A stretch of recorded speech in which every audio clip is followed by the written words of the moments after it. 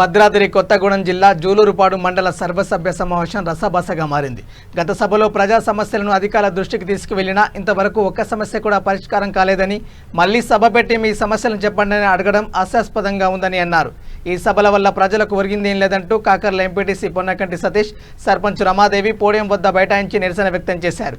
సర్పంచులు గ్రామ పంచాయతీలను అభివృద్ధి చేస్తున్న అధికారులు సర్పంచులకు షోకాజ్ నోటీసులను పంపిస్తూ ఇబ్బందులకు గురి చేస్తున్నారని అన్నారు. సర్పంచుల ఐక్యత వర్ధిల్లాలంటూ సభలో నినాదాలు చేస్తూ తమ నిరసన తెలియజేశారు.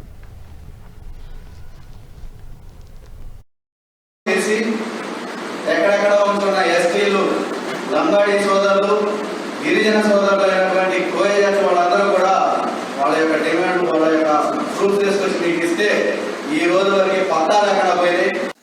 జూలూరుపాడు కాకర్ల ఎంపీటీసీ, నా పేరు పొన్నకంటి సతీష్ కుమార్. జూలూరుపాడు మండలంలో ఈరోజు సర్వసభ్య సమావేశం జరగనున్నది.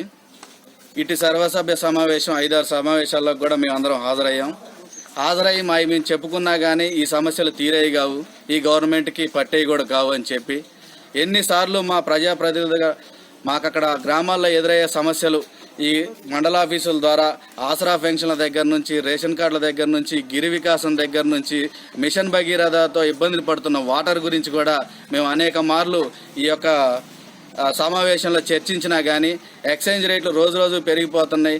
మరి వాటి మీద కూడా కొంత శాఖాపరమైన తీసుకోమన్నా కానీ ఈ రోజు వరకు వాటి మీద కూడా ఏం మాట్లాడకుండా వాళ్ళందరూ వాళ్ళ కనుసంధంలోనే జరుగుతుంది, అధికార పార్టీకి అనుసంధంలో జరుగుతుంది. కాబట్టి మేము ఈ సమావేశానికి లోపలికి వచ్చి నా వాణి వినిపించి బాయ్కాట్ చేసి రావడం జరిగింది.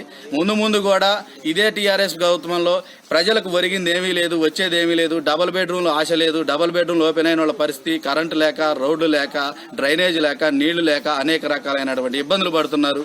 రేషన్ కార్డులు ఈ రోజు వరకు కూడా రాలేదు. దాదాపు జూలూరుపాడు మండలంలోనే 10,000 పైగా రేషన్ కార్డులు పెండింగ్లో ఉన్నాయి. 2018 నుంచి ఈ రోజు వరకు కూడా రేషన్ కార్డులు అనేది ఇంతవరకు ఇవ్వలేదు. అదే 2018 నుంచి ఆసరా పెన్షన్లు పెట్టుకున్న వాళ్ళు ఎదురు చూపులే తప్ప వచ్చిందైతే ఏమీ లేదని చెప్పి ఇక్కడ మేము ఎన్నిసార్లు చెప్పినా, పలుమార్లు చెప్పినా కానీ చెప్పుకొని రావటమే, గోడకు చెప్పినా వాళ్ళకి చెప్పినట్టుగా ఉంది చెప్పి మేము ప్రజా అవసరాలు పట్టించుకోలేని ఈ గవర్నమెంట్కి, ఈ అధికారులకి మా అవసరాలు ఎటువంటి లేవని చెప్పి మేము బాయ్కాట్